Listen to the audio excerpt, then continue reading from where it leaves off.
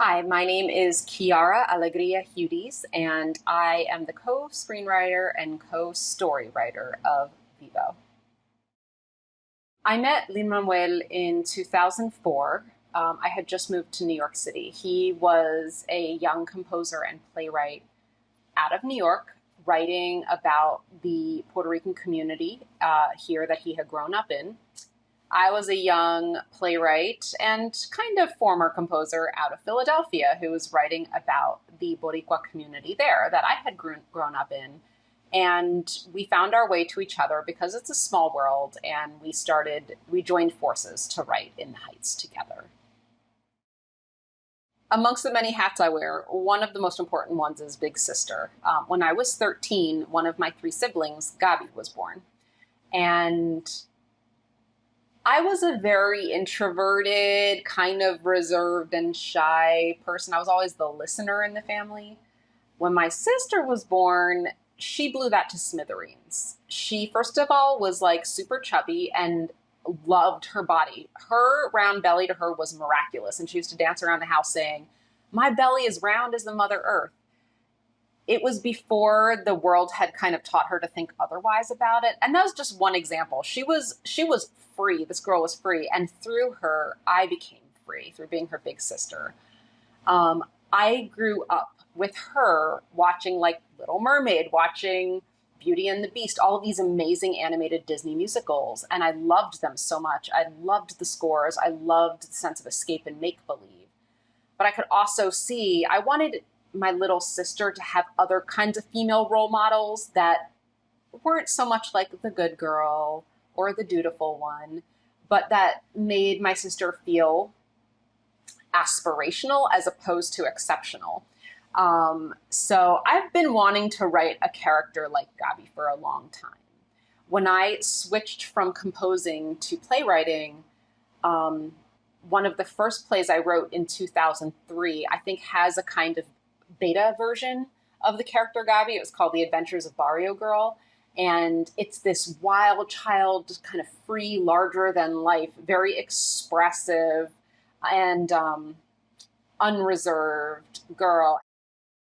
It's about two buskers, two musicians who play on the plaza. And they've been doing that for years. That's the life they've developed. And one of them is an elderly master musician, and the other one is his student, VIVO, who he kind of adopted as a stray and took him under his wing and under his tutelage. Their life is very predictable. Their life is wonderfully pleasant. And one day that all gets blown to bits because Andres receives a letter from his long-lost love. This was his original musical partner. VIVO gets jealous. There was someone else you used to play music with? But what we find out through this letter is that Andres, once upon a time, had a different musical partner named Marta Sandoval. He was also in love with her, and he wrote her a song to tell her about his love for her, and he never played it for her. And he decides that he wants to find her in Miami, where she's moved to, and he wants to find her and he wants to play it for her. His mission becomes VIVO's mission. VIVO is a very dutiful student. Andres has taken such great care of him that VIVO wants to honor this wish of Andres. Of course, VIVO he's a kinkajou. He doesn't know how to get to Miami. He doesn't know how to talk to humans. He certainly doesn't know how to find the Mambo Cabana and all this stuff. So that's where Gabi comes in. Gabi and VIVO are united by a mission and not much else. She wants to deliver the love song because she has grown up without her father after he passed away, and they were really close, and she never got to say, "I love you." VIVO recognizes that Andres never got to say, "I love you" to Marta. I have worked with Lynn since 2004. It's been a long time. We've had children. We've grown up. We were young playwrights when we first met. We're like older playwrights now. And yet I've never heard him do the things he did in the recording booth. So it was really fun. It was like seeing one of my best friends do something totally different. I've never heard him make those sounds. VIVO scared, VIVO happy, VIVO surprised, VIVO fed up. it was great seeing another side of him. And I think that, you know, Lynn's voice naturally, his speaking voice is naturally very creative because of what he does with hip hop and how he engages different registers of a speaking voice and the musicality of a speaking voice in hip hop. So he was able to use those hip hop skills just to kind of creatively play around with the voice of VIVO. Juan DeMarcos, you know, because I started as a musician and became a storyteller over my life, to me, my favorite instrument is the human voice speaking. And this man is an extraordinary musician. And one of his best instruments is just his speaking voice. When he says words, they become like tree roots. They go deep into the ground.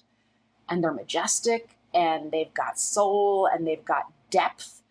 They've got lots of color. They've got lots of shade.